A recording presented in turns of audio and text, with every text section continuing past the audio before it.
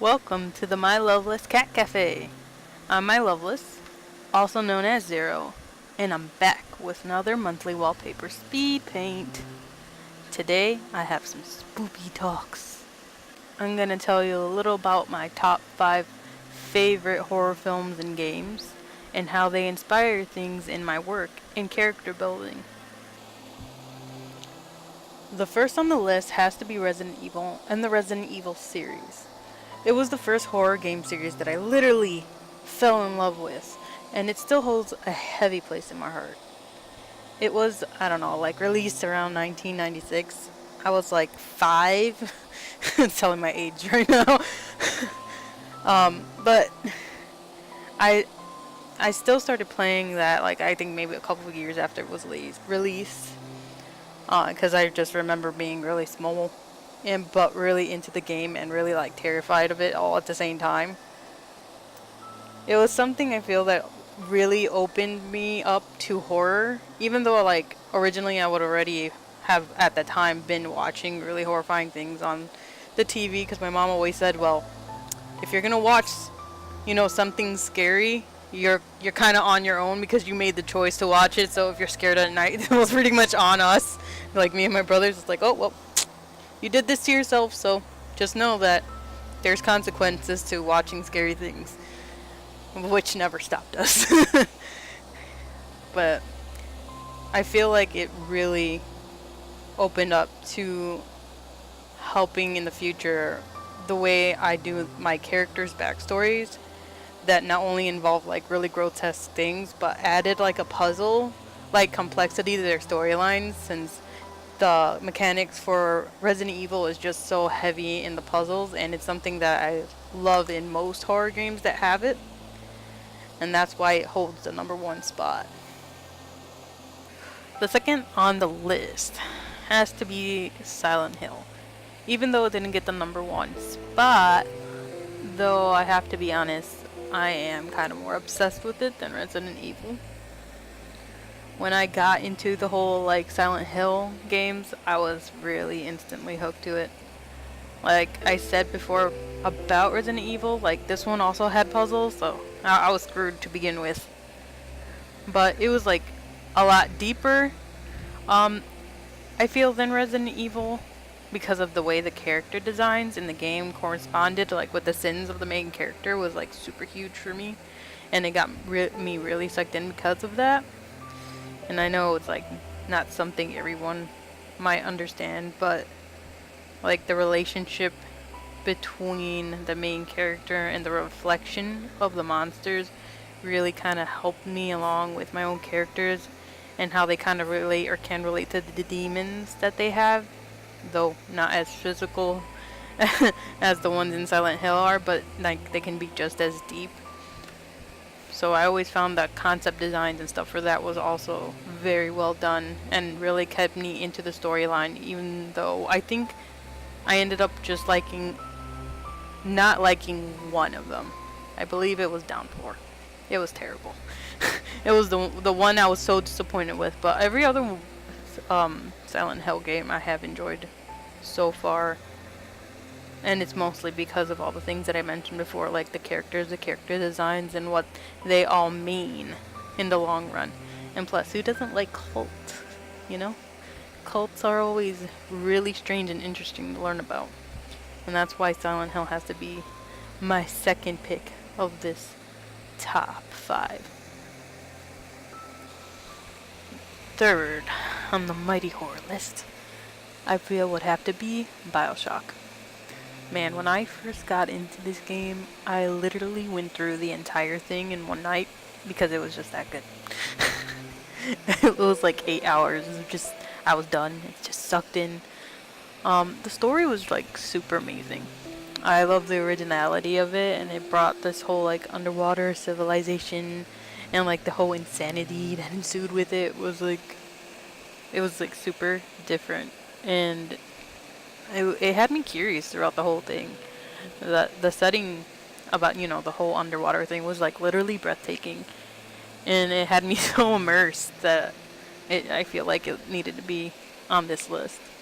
the psychological horror storyline for the game was like really interesting as well, and it really had me guessing like the entire time of what was going on, who I can trust and who I cannot trust, and I literally didn't want to trust anyone at a certain point.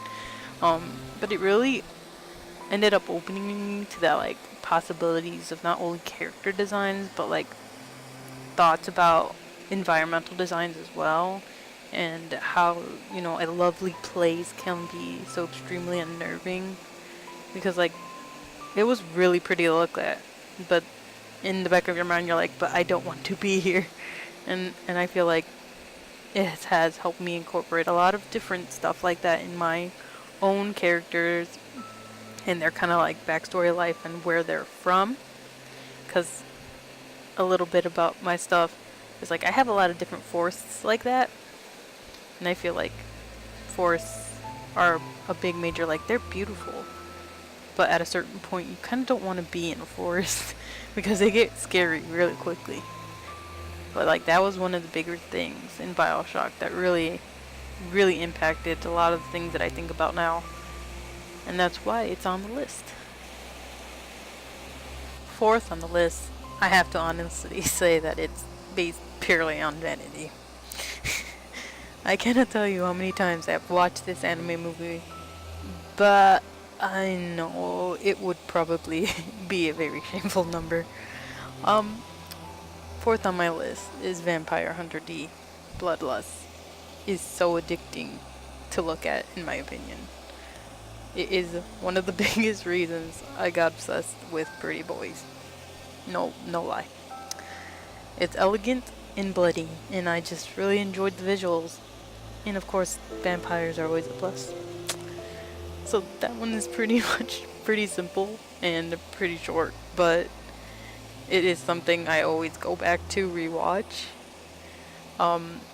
The storyline for it's not, honestly not like the super best, but I never followed the manga, which I'm sure would probably explain a whole lot more, and you would think I would have already read it, but I haven't, and it's been years since I like discovered the movie back in when I was a teenager, but I never went in through and read any of it. I just literally will just go watch the movie over and over. So that's why that one's on my list, because it like heavily influenced the appearances of a lot of my characters now. The final one on the list is a weird one, but a goodie.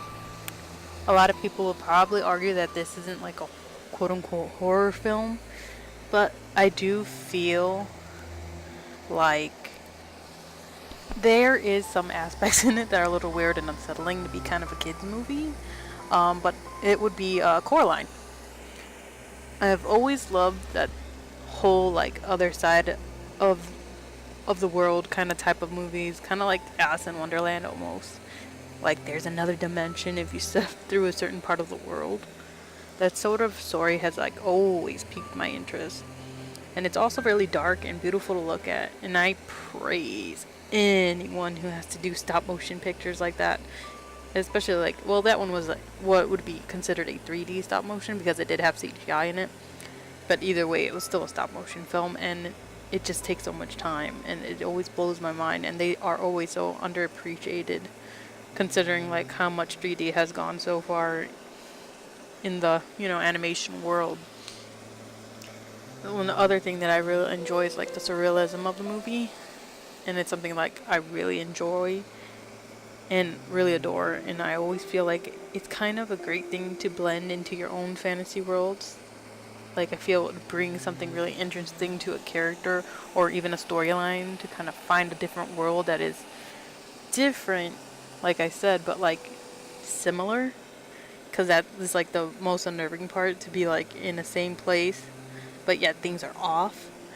And I feel like it's the psychological thing where we're all kind of in routine and so invested in how everything is, and when something's just like, for example, something's like rotated a couple degrees and we bump into it, we're just like, why?